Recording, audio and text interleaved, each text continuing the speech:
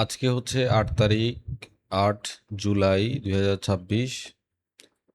আজকে দিবাগত রাত 12টার দিকে একটা নিউজ আছে গোল্ডের। সারাদিন কোনো নিউজ নাই। সারাদিন শেষে যখন 12টার পরে 9 তারিখ হবে, তখন FOMC মিটিং আছে। তো আজকে সারাদিন আমরা নিশ্চিন্তে ট্রেড করতে পারি, কোনো সমস্যা নাই। আমি এখন গোল্ডের ডে চার্টে আছি। প্রতিটা ক্যান্ডেল একদিনের। গতকালকেই আমি বলেছিলাম যে গতকালকের দিনের শুরুতে আমি বলেছিলাম আজকে আমি সাইডওয়েজ থাকবো অথবা বেয়ারিশ থাকবো। তো গতকালকে দেখলাম বেয়ারিশই হলো গোল্ড। সারাদিন অবশ্য সাইডওয়েজ ছিল, রাত 12টার পরে গিয়ে বেয়ারিশ হয়। যাই হোক, এখন এটা কিন্তু খুবই স্ট্রং একটা বেয়ারিশ ক্যান্ডেল। উপরে উইক, নিচে তেমন কোনো উইক নাই, এবং ইএমএ 9 এর নিচে ক্রস করে ক্লোজ দিয়েছে, খুব চমৎকার ক্লোজ দিয়েছে। এইটার পরে যে কেউ বলবে যে এর পরের দিনও বেয়ারিশ, মানে আজকে বেয়ারিশ ক্যান্ডেল হবে। দেখা যাক আজকে বেয়ারিশ মুভ দেখতে পাই কিনা। আজকেও আমরা বেয়ারিশ থাকবো। আজকে যদি আমরা সেল অপরচুনিটি পাই তাহলে সেল করব। তো এ হচ্ছে ডে চার্টের অ্যানালাইসিস। গতকালকে খুবই বেয়ারিশ একটা ডে ছিল, বেয়ারিশ ক্যান্ডেল করেছে, সেই অনুযায়ী আজকেও বেয়ারিশ হওয়ার কথা। আজকে আমরা বেয়ারিশ সেটআপই খুঁজবো, এবং ইএমএ ফ্ল্যাট হয়ে গিয়েছে। ইএমএ ফ্ল্যাট হয়ে গিয়েছে, তারপরেও কিন্তু ইএমএ এর নিচেই ক্লোজ দিয়েছে। তার মানে এটা নেগেটিভ সাইন, গোল্ড এখনো বেয়ারিশ। 4 আওয়ারে ইএমএ ক্রস ওভার করেছে, ক্রস ওভার করে ক্যান্ডেল এখন ইএমএ এর নিচে অবস্থান করছে। ক্যান্ডেল এখন নিচে অবস্থান করছে, খুবই সুন্দরভাবে বেয়ারিশ এই জোনের পুরা লিকুইডিটি নিচে নিয়ে নেওয়ার পরে সে বেয়ারিশ মুভ দেখাচ্ছে। আর এটা একটা বুলিশ ক্যান্ডেল। দেখা যাক ইএমএ থেকে রিজেকশন পেয়ে কোথায় ক্লোজ দেয়। এই ক্যান্ডেলের আরো 25 মিনিট বাকি আছে। 1 আওয়ারের ক্যান্ডেলটা যদি আমি দেখি, 1 আওয়ারের চার্টটা যদি আমি দেখি, তাহলে ইএমএ অনেক আগে ক্রস ওভার করেছে এবং বেয়ারিশ ন্যাস শো করছে। পুলব্যাক নিয়ে বেয়ারিশ হচ্ছে। এখনো আবার বেয়ারিশ পুলব্যাক নিচ্ছে। পুলব্যাক নিয়ে পুলব্যাক এ পর্যন্ত নিতে পারে, গোল্ডেন জোন পর্যন্ত নিতে পারে, আরো একটু উপরে যেতে পারে। ফিবোনাচি রিট্রেসমেন্টের অনুযায়ী আরো একটু উপরে যাওয়ার পসিবিলিটি আছে। এরপরে আমি যদি 13 মিনিটের ক্যান্ডেল দেখি, 13 মিনিটের ক্যান্ডেলও সেম বেয়ারিশ হয়ে আছে, এখন একটু পুলব্যাকের জন্য যাচ্ছে। 15 মিনিটে সেম, 15 মিনিটেও সেম, 5 মিনিটেও সেম।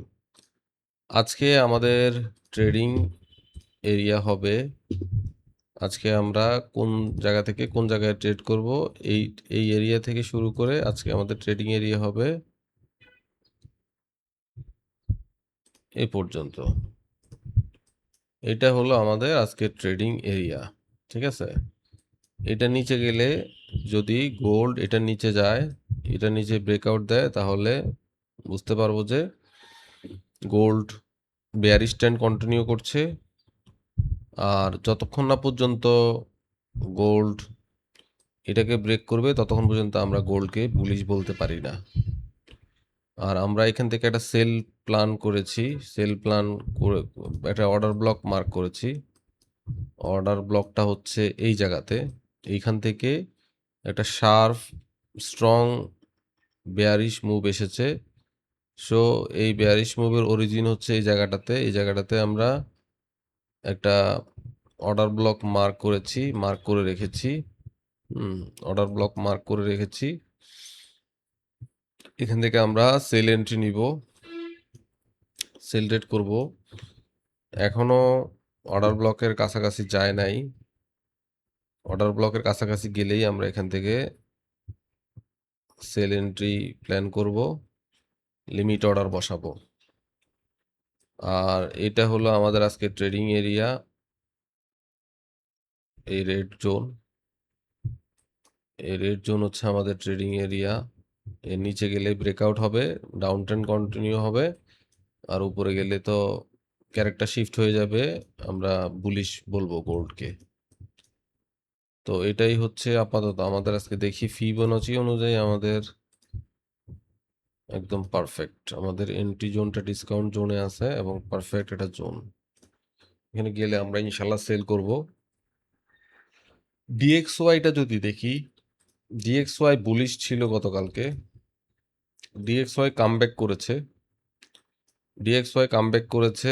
আমি ভেবেছিলাম ডিএক্সওয়াই হয়তো ডাউন ট্রেন্ড কন্টিনিউ করবে, কারণ এখানে অনেকগুলো রেড ক্যান্ডেল করছিল। কালকে বলেছিলাম যে এখানে যেহেতু স্টে করতেছে, অনেকগুলো 3টা পরপর রেড ক্যান্ডেল করলো, সো হয়তো একটু নেগেটিভ বেয়ারিশ সেন্টিমেন্ট আমরা দেখতে পাবো। কিন্তু না, কালকে কামব্যাক করেছে, খুব চমৎকার বুলিশ ক্যান্ডেল করেছে। তার মানে আমরা এটাকে পুল ব্যাক ধরতে পারি, পুল ব্যাক ধরতে পারি, এবং আমরা আজকেই আমরা বুলিশ থাকবো। তার মানে আজকে বুলিশ মানি হচ্ছে ডিএক্সওয়াই, আজকে বুলিশ মানি হচ্ছে গোল্ডে আজকে বেয়ারিশ। দুইটার কোরিলেশন খুব হাই, একটা বুলিশ থাকলে আর একটা বেয়ারিশ হয়, দোনোটা বিপরীত ধর্মী আচরণ করে। ডিএক্সওয়াই অর্থাৎ হচ্ছে ডলার ইন্ডেক্স, ডলার যদি শক্তিশালী হয় তাহলে গোল্ড দুর্বল হয়, গোল্ডের প্রাইস কমে। আরেকটা ব্যাপার হচ্ছে ডিএক্সওয়াই এখন কিন্তু একটা খুব মারাত্মক রেজিস্ট্যান্স জোনে আছে। আমরা যদি এটাকে একটা রেজিস্ট্যান্স জোন হিসেবে মার্ক করি, 15 মিনিট কোথায়, আমরা যদি এটাকে একটা রেজিস্ট্যান্স জোন হিসেবে মার্ক করি, তাহলে ডিএক্সওয়াই কিন্তু ভালো একটা রেজিস্ট্যান্স জোন আছে, অর্ডার ব্লক জোনে আছে। সো এইটা ব্রেকআউট করতে হবে।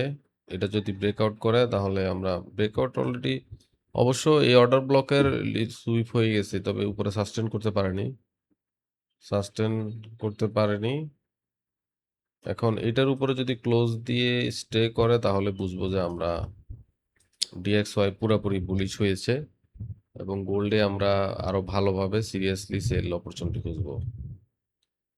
তো এই হলো আজকে আপাতত আমাদের দিনের প্রথম অ্যানালাইসিস। আজকে আমরা গোল্ডে বেয়ারিশ থাকবো।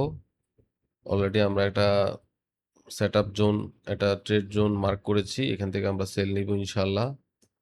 যদি আমরা এ পর্যন্ত যায়, এ পর্যন্ত আমরা যদি অপরচুনিটি পাই, তাহলে আমরা এখান থেকে একটা সেল করব। তো এই হলো আপাতত আমাদের অ্যানালাইসিস। দেখি আমরা আজকে কয়টা ট্রেড পাই, কয়টা সেটআপ পাই। দুপুর 2টা পর্যন্ত থাকবো ইনশাল্লাহ সেটআপে। এর মধ্যে দেখি কয়টা সেটআপ তৈরি হয়।